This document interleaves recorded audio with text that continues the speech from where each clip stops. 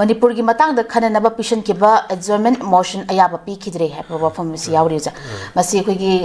kuji ja thari ba ningtham gi mi form ha betare sida khoi gi respected MP Dr. Angomcha Bimol khoi jamna khoi gi Lok Sabha gi khoi gi manipur gi chahi ani makhai helak da crisis asigi matang da khoi gi pung ahum khaidok tuna khoi gi khana naba sigi ayaba pi biu ha ba sida khoi gi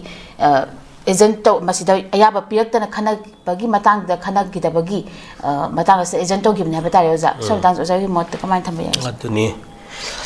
akoi di suk kan luraba malayung gi wathu oiraba manipur ni ko anduna sauraba ningtham gi parliament mi phamda ngahtang khana ji haibada yadaba parliament amani how democratic the Indian Parliament is defined here in ko maside da aduni koina uri base khanapam thokpani special session bu ko khanapam thokpani aduga adjournment motion noina MP kanona bimona bukhali base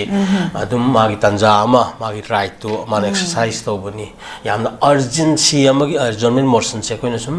khangboda tangai fadana yamna athuba ko urgent matters singsi admaina toroka pukhal hobugi tanja duni yam detain ne khana bagi matam pidrabasu matam kharada baru pi ga dawni kaina pukhali se amaramdi 260s ki kanoda akoi gi mi si akoi mishimina thokrabani kolin then 60,000 ki matak displaced tawraga lariba laibak ni adui matak ngarang disu tawraga how still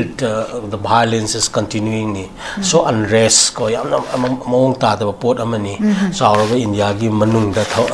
gi thokli bhai ba tare ko India gi soil sida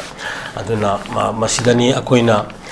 mama handana hairi ba se government ko ladiba in powers has to take responsibilities mare kan tawdon fix tawdabani aduna siguma mayam si thawaina thoali aina akoina lawgudabani maramdi ngamna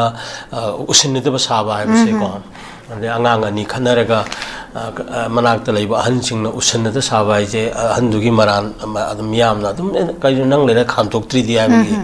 kan do adum laijaba poni yamna natural truth ni aduna masigumba se ekhoi gisu hoi tawroi khange maramdi since 1950 ko 49 kanji koi pungi ba then nampu da ko then 50 di constitution lak padagi laiba process mayam gi historical facts the events mayam singasi koi ni yeng matamda adum neo colonialism ni mahari dana loinam gi masak ni aibase adum magi thogi event mayam jina somga leiba poni aduna di we can expect more ko koi ne adum masi asayam na su tawdi aduna akoi people na masi kara su akoi na hona akoi unity masi akoi kan launari kan su punjana honari punchu pulli ko si mayam tawraga people of all communities singchina magna magi oijaba makoi gi chai lisang sina leiminar liba posak singa se masi shakti amatana thugai bangam moi no power can break all into pieces manipur ko manipur se asen makai tabagi wakalun se shakti amatana ngamoi haibagi wakalun je akoi gi oina leijaba poni pai puna sina viramba aduna ekoina still ta hojik se akoi isamana khangedawni lirin ekoi se akaluni side the role of intellectuals ko academicians CSOs and individual mayam si lebenda akoi se yam asa taw ngai leitaba laibak amada hingni na lawra kanda akoina ekoi future to kano si kai semjaga de ki haibagi kano sida fazana koi ki leadership role adagi CSO roles intellectuals and academicians singi roles singa se yang review to kanda khare hen harder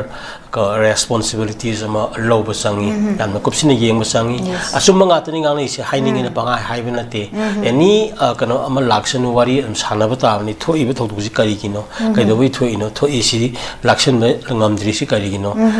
army india gi achawa force to laki mathakta leira kanda state force lising ni phuga ni thoi leira kanda asina tabati tita bom amasa khara toroga adu miram dagi foreign gi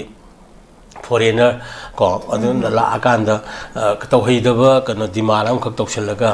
yumdang mana kai nai bagi posak si masi summa banga tani kana matan masi yana ningai sul laitrabani aduna hariba mayam sing adu sum lehallaga di madu lehenaba ngasai mapangan kalliba government natraga leibak tugi lusing mayam sing na daita logum thopuduna miyamna hari ni wari dum sana batabani koi dum hai ha koi haibam topani koi aduna moidagi asase yang kana tawdabida koi yo miyam ge decision ware ko mayam sing ase launaba khara hena madrum da wakhan changja changela ningi ko